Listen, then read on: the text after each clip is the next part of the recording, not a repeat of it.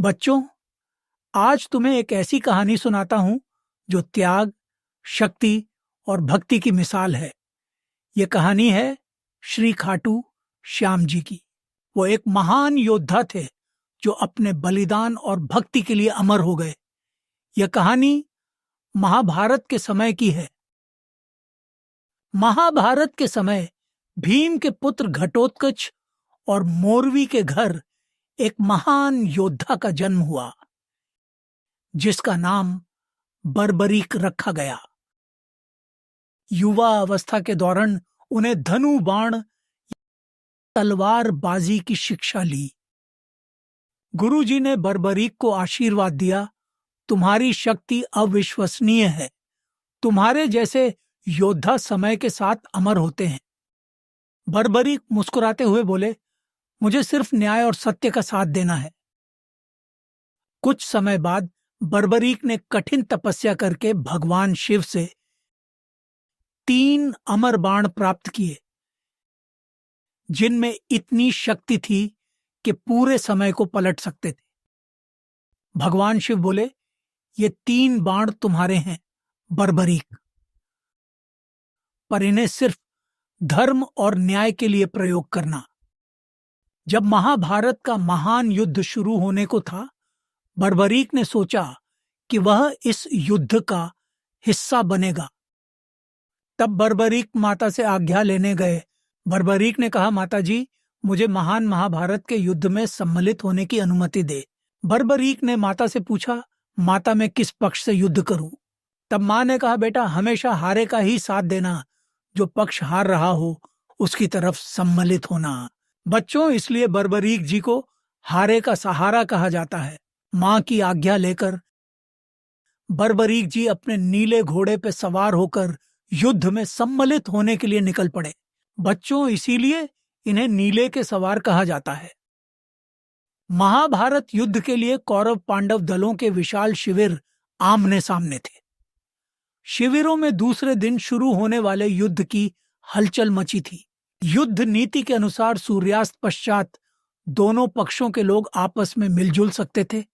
अतः धर्म युद्ध के इन शिविरों में भी सैनिक आपस में मिलजुल रहे थे।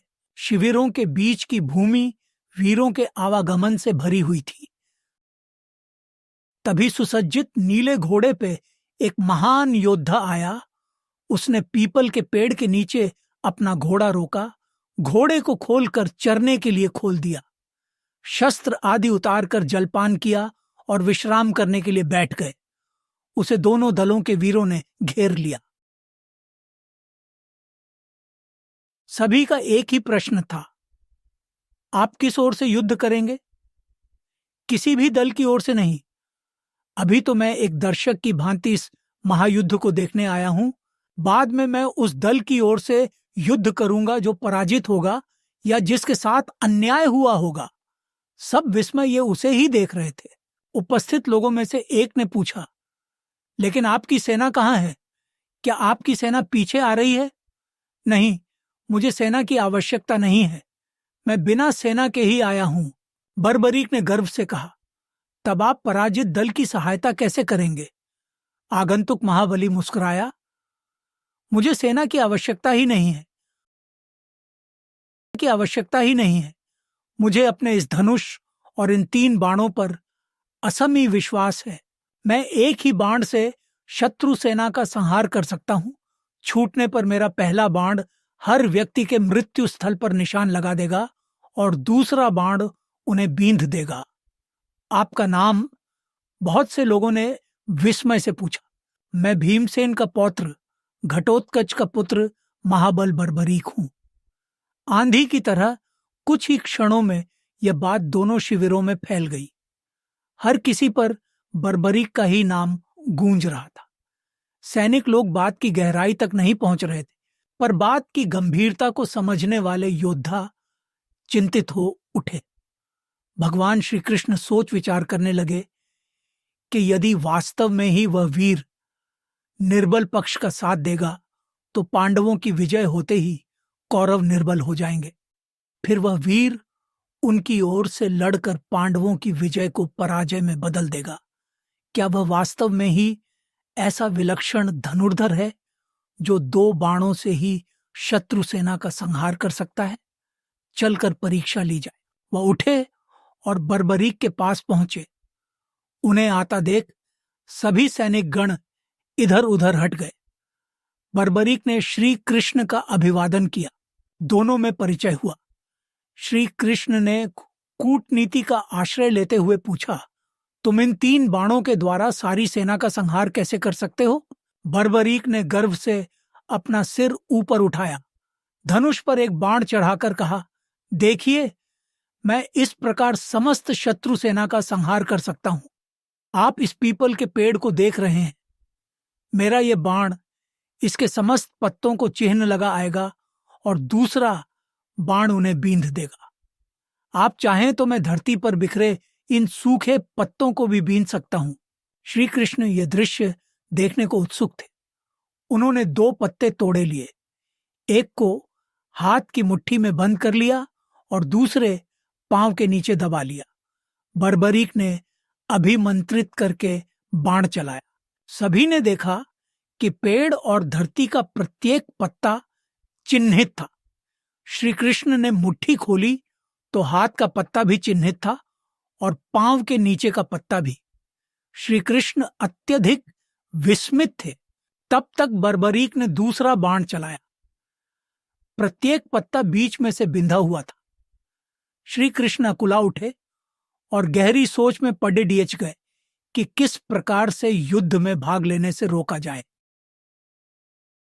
आखिर बहुत सोच विचार के बाद उन्हें एक हल सूझ ही गया।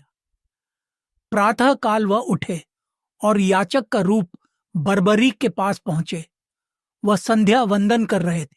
संध्या वंदन के उपरांत बर्बरीक ने याचक से कहा, आज्ञा करो, ब्राह्मण देवता, क्या इच्छा है?